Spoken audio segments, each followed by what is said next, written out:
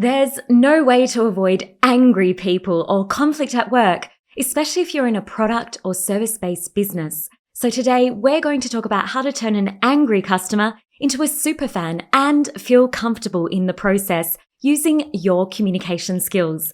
My name is Sara Geiger, executive speaking consultant, speech pathologist, and opera singer. And I must say, as a full disclaimer, in spite of running a business for nearly a decade, I've had very little customer conflict, fortunately, less than 1%, and may it continue that way. But I have to say that in my work as an executive speaking consultant, I frequently work with business owners, managers, and team leaders to build up their personal response to client conflict, as well as their organization's policies that allow for luxe customer experience. So if you've just found yourself in a really difficult situation with a customer, client, or even stakeholder, this episode is for you.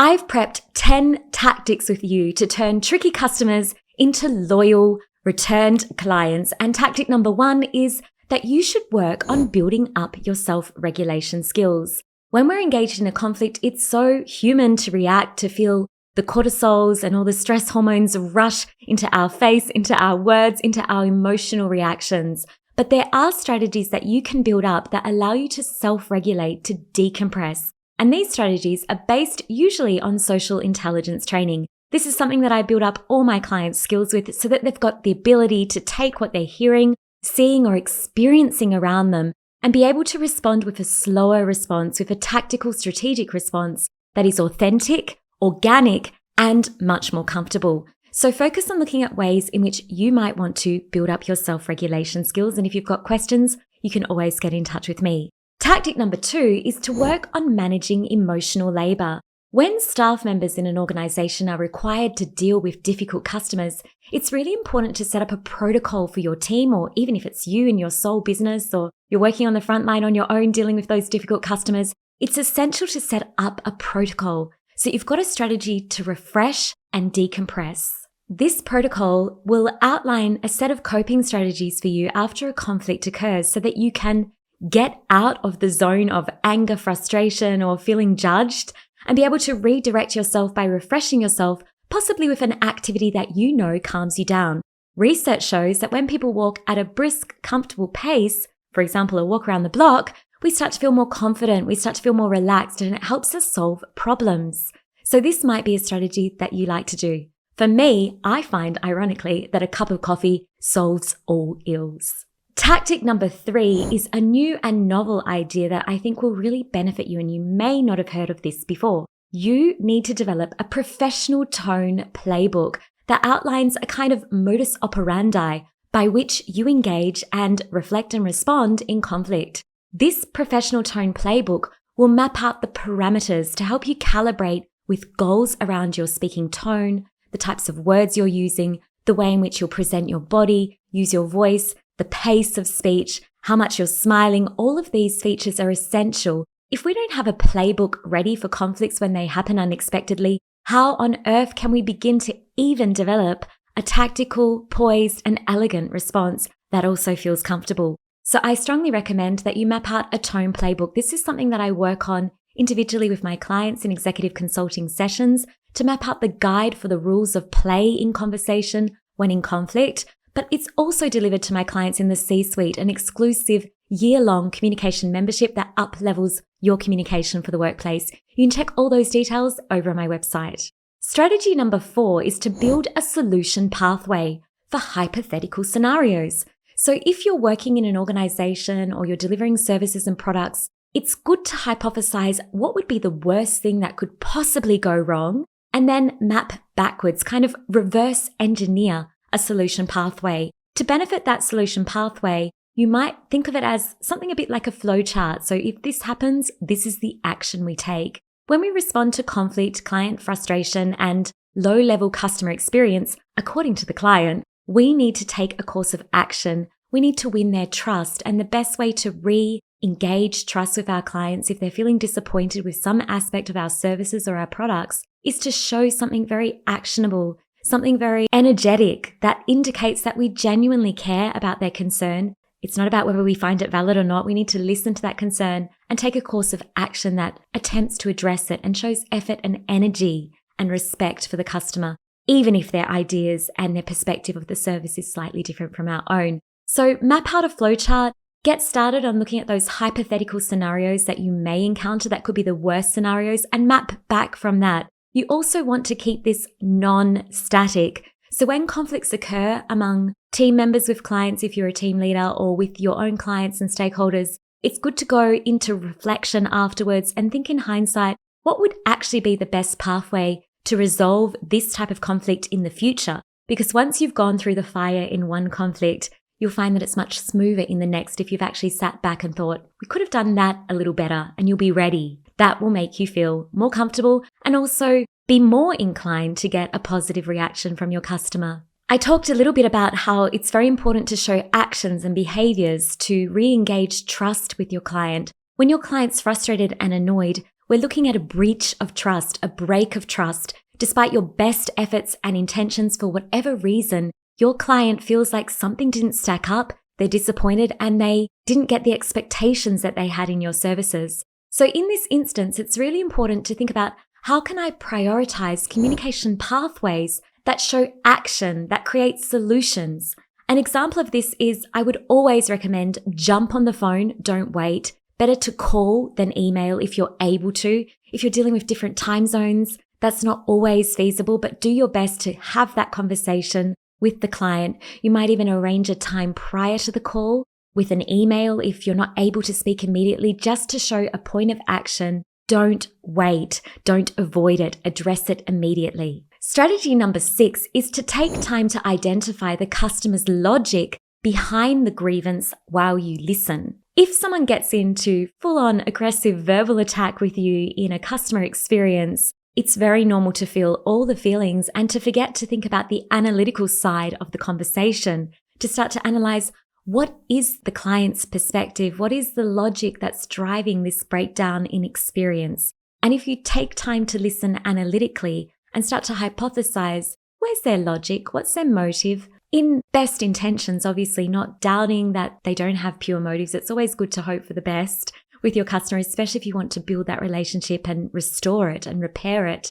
But take time to think about, what is the logic of the customer, rather than, this is annoying me, this is frustrating me, I can't believe they're saying that. This results more often than not in reduced self-regulation, which reduces your capacity to respond with practical solutions for your customer and also to decompress. When someone registers sheer disappointment with the service, the product, the customer experience that they've had with your organization or with your business, in your team, whatever it might be, it's very difficult often to resist the urge to deliver a promise that actually overpromises. So take care that you're not delivering solutions in a brash, hasty way that might sit outside of your personal scope, workflow, or even the organizational scope, the policy and the procedures that are set up for your organization, business, or team. In the worst case scenario, you would be retracting on a promise that was delivered to an angry, difficult, or frustrated client, and that will always unravel further. So make sure that you don't overpromise. It's actually better to kind of give the minimum option that could satisfy the customer's logic, because then you can always step it up if you see that their anger, their frustration is accelerated if that's not enough. So not to say that we're doing the minimum for our clients, we should always do the best, but in a situation of customer repair and trust repair, give a promise that's definitely feasible that you can meet, and then you can always overwhelm with something after the exchange. That tends to encourage increased positive word of mouth and an ongoing relationship according to customer experience research. So you're offering something that's going to solve the situation as best as you can, but knowing that you've got scope possibly to overwhelm your client with a benefit, with something lovely, with unexpected bonbon that then actually keeps that relationship going and restores the relationship and shows your true intention to be a good representative of your industry, your organization, your product or service. Tactic number 8 is a reminder that you can learn to build ironclad rapport. And this is something that you should always strive to do. We can't just have rapport with people we like. Sure, it's easy and it feels nice to hang and kick back and have conversations with our friends who we like and maybe have great engagement with our customers that we feel a resonance with. But we also need to work at building rapport with people that have a slightly different temperament, that see things in a different way, because in business, in our roles, we will always encounter different personalities. And while there is argument to put up a system to ensure that you're getting the ideal client, the client that will benefit from your services, at times people get through the cracks and you may find yourself with the not so ideal client for your services or even for your personality. We need to work through that because that's being a professional. Remember, in a conflict, it's never a competition for who is right. It's always an opportunity as a professional speaker to build ironclad rapport.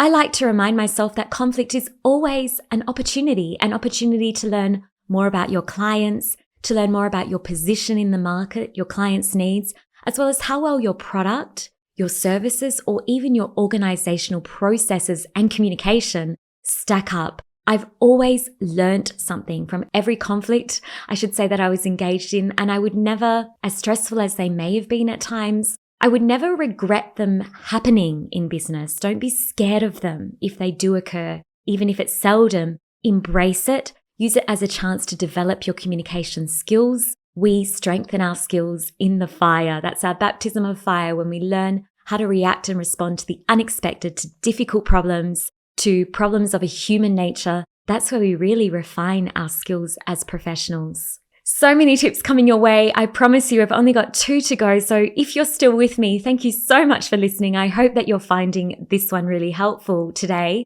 My next strategy for you is to always hear out the complaint. Now, lots of people know that when they're in a conflict, especially in the workplace or dealing with a client, you need to listen, you need to stop, let the customer speak. But I strongly encourage you to hear the complaint out before you judge it. Not all complaints will be valid, that's right, but it's really important to listen, to hear it out, and while you're listening, analyze the logic. Don't take a point of judgment. Analyze the logic of the customer, try to see their perspective, which leads me to our final tactic for you to deploy in a customer-based conflict so that you can turn an angry customer into a superfan and feel comfortable in the process. Tactic number 10 is all about empathy. Empathy is a process. There's a lot of misconceptions at times, I think, when we engage in what we think is empathy in the attempt to show our friend or client or family member, if we're in a scenario where we need to draw on empathy, there's that attempt to show people that we understand them. But in customer conflict, this can be very condescending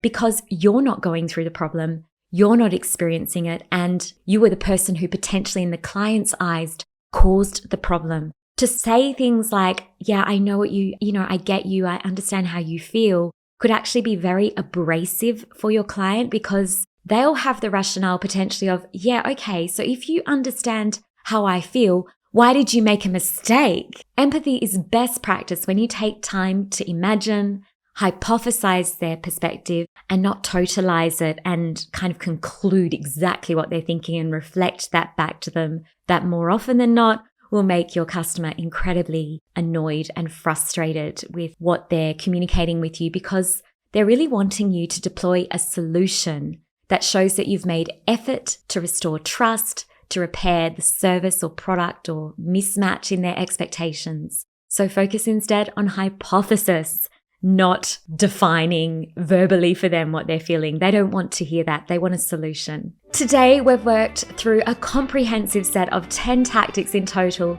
that you'll want to consider if you're in the hot seat with customers, clients, contacts, or even colleagues. You could probably apply some of these strategies if you're in a bit of a situation with a team member. There are so many more research-based supports I can provide you with as an executive communication consultant. So if you'd like to take this further, make sure you check out the resources over on my main platform on my website, sarageiger.com, or get in touch, or better still, take action today to turn up for your communication success with the High Performance communication audit. When it comes to your communication, there is no one-size-fits-all answer. And this is why I've developed the High Performance Communication Audit, where I will prescribe exactly what your communication needs right now. Looking to communicate clearly and confidently in meetings? Or do you want to improve your career communication to increase your executive presence, to get a better position, feel more confident expressing yourself, or do better in difficult conversations? Check out my online speaking audit. This is perfect for anyone who is looking to overcome their communication barriers at work. Head to my website to learn more.